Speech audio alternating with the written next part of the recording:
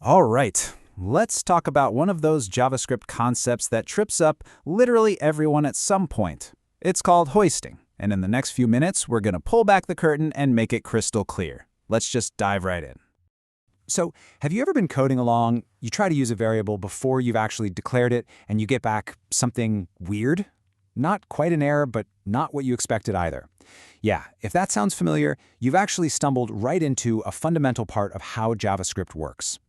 And that weird behavior, it has a name, hoisting. Now, it might feel a little bit like magic or even a bug, but I promise you, it's not. It's a very specific rule, and once you get it, you'll see it everywhere. So, first things first, what in the world is hoisting? Let's get the official textbook definition out of the way. Okay, so here's the technical breakdown. Before your JavaScript code ever runs, the engine does a quick first pass. Think of it like a compilation step. In this pass, it looks for all your variable and function declarations and kind of mentally moves them to the top of their scope. It's like the engine gets a sneak peek of all the pieces you're going to use. So let's put that in plain English. What does that really mean for us? It means the JavaScript engine basically scans your code for declarations first. It makes a little list of all the variables and all the functions you've created before it executes a single line. And that's why sometimes you can use something before it seems like it's been defined. The engine already knows it exists. Now, this right here is the absolute most crucial point. If you only remember one thing from this whole explainer, make it this.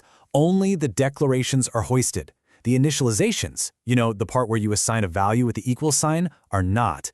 This means JavaScript knows the name of your variable, but it has no idea what its value is yet. And trust me, that distinction is everything. Theory is one thing, but seeing it in action is where it really clicks. So let's jump into a practical code example and see exactly how this plays out. Okay, check out this classic example using var. We're trying to log my var before we've given it a value. So what happens? We don't get an error, we get undefined. Why? Well, because the declaration, the var myvar part, was hoisted to the top. The engine knows the variable exists, but the assignment, the equals 10, that part stayed right where it was, later in the code. Now, here's a super important note for modern JavaScript. If you tried this with let or const, you'd actually get a reference error. They are hoisted, but they get put in something called the temporal dead zone, which means you can't access them at all before their declaration. It's basically a built-in safety feature to prevent these kinds of bugs. Now, let's switch gears and look at a function. Here, we call my function before it's even written in the file, and it works perfectly. It logs hello without any issues.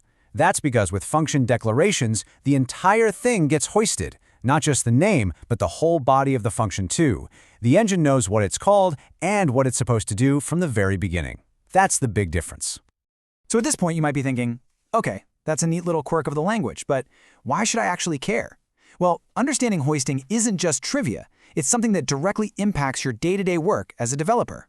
For starters, knowing about hoisting is your secret weapon to avoiding those strange, hard-to-track-down bugs.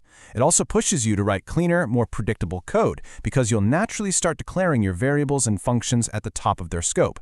And let's be real, it's a favorite question in technical interviews. Nailing it shows you really, truly understand how JavaScript's execution works under the hood. All right, let's boil all of this down to the one key takeaway. The golden rule that's going to make this whole concept stick in your brain. Here it is, simple as this. Declarations float up, but values stay put. Just burn that into your memory. It's the simplest way to think about it and to predict exactly how your code is going to behave. And that's hoisting demystified. Hopefully that clears things up a lot. If you want more quick dives into key coding concepts like this one, make sure you hit that subscribe button. Now I want to hear from you. Drop a comment below and tell me about a time that hoisting totally caught you by surprise in your own code. I'm really looking forward to reading your stories.